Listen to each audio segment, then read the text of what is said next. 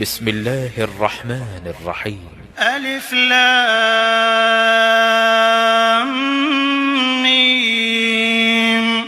غلبت الروم في أدنى الأرض وهم من بعد غلبهم سيغلبون في بضع سنين. لله الأمر من قبل ومن بعد ويومئذ يفرح المؤمنون بنصر الله ينصر من يشاء وهو العزيز الرحيم. وعد الله لا يخلف الله وعده ولكن أكثر الناس لا يعلمون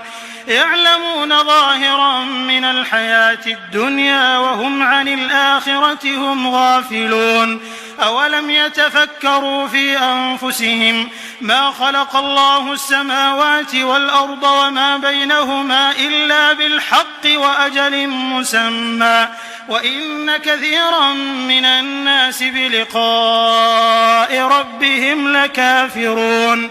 أولم يسيروا في الأرض فينظروا كيف كان عاقبة الذين من قبلهم كانوا أشد منهم قوة وأثاروا الأرض وعمروها أكثر مما عمروها وجاءتهم رسلهم بالبينات فما كان الله ليظلمهم ولكن كانوا أنفسهم يظلمون.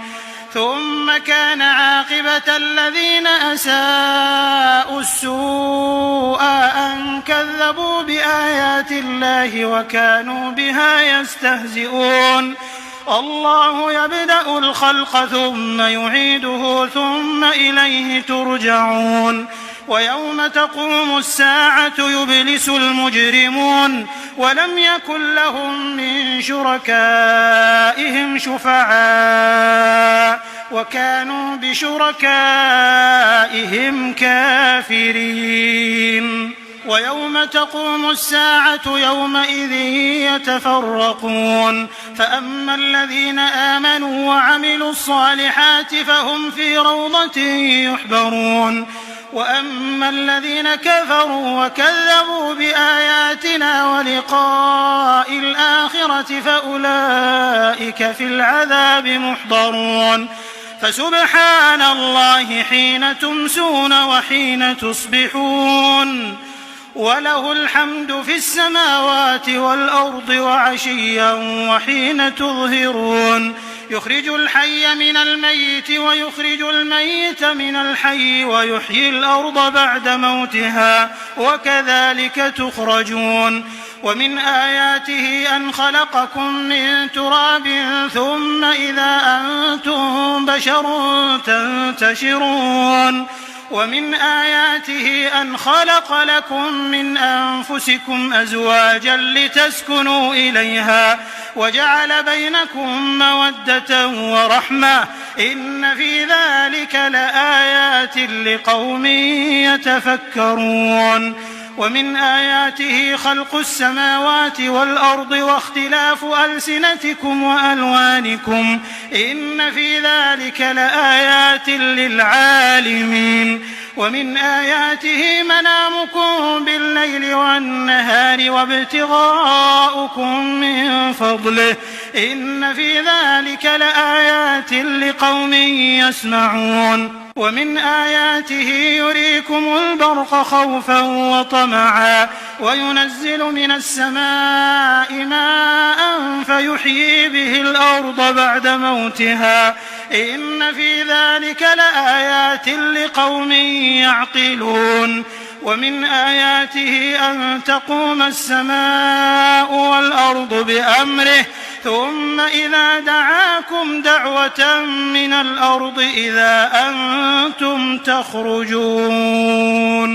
وله من في السماوات والأرض كل له قانتون. وهو الذي يبدأ الخلق ثم يعيده وهو أهون عليه وله المثل الأعلى في السماوات والأرض وهو العزيز الحكيم. ضرب لكم مثلا من أنفسكم هل لكم مما ملكت أيمانكم من شركاء فيما رزقناكم فأنتم فيه سواء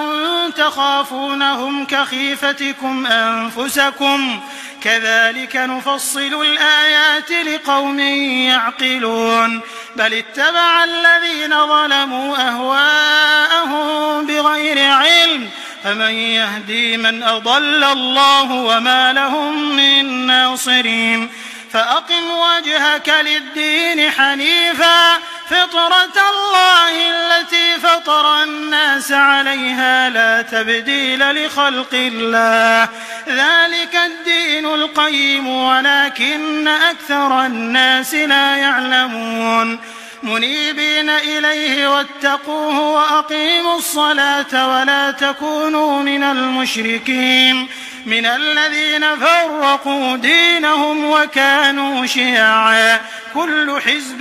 بما لديهم فرحون وإذا مس الناس ضر دعوا ربهم منيبين إليه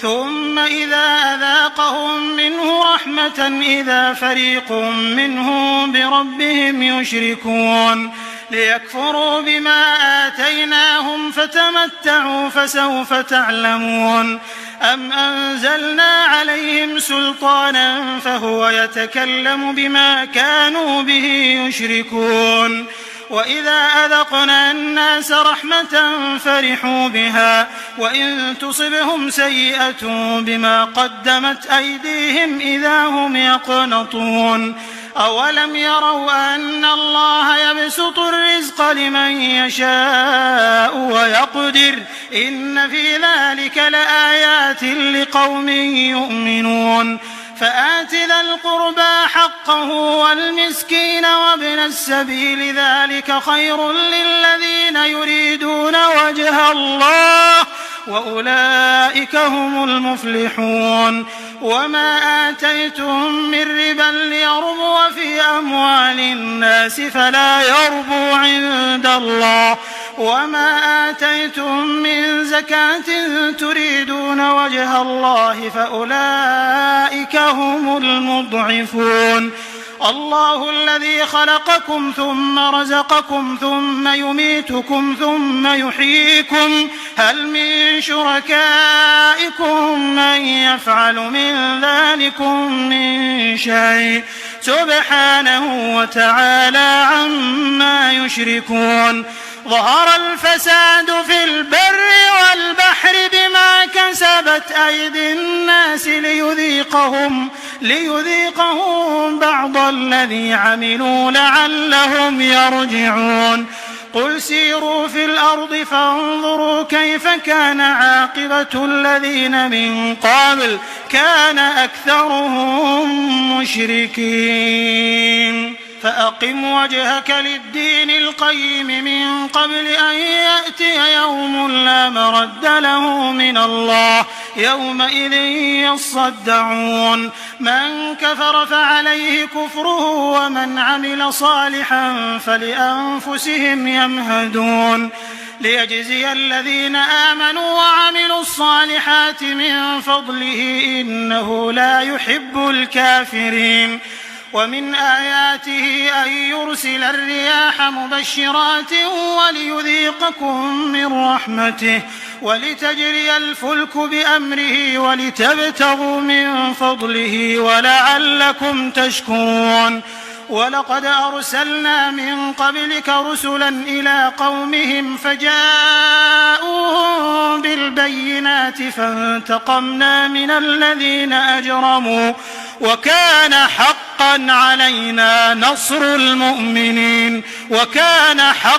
علينا نصر المؤمنين الله الذي يرسل الرياح فتثير سحابا فيبسطه في السماء كيف يشاء ويجعله كسفا فترى الودق يخرج من خلاله فإذا أصاب به من يشاء من عباده إذا هم يستبشرون وإن كانوا من قبل أن ينزل عليهم من قبله لمبلسين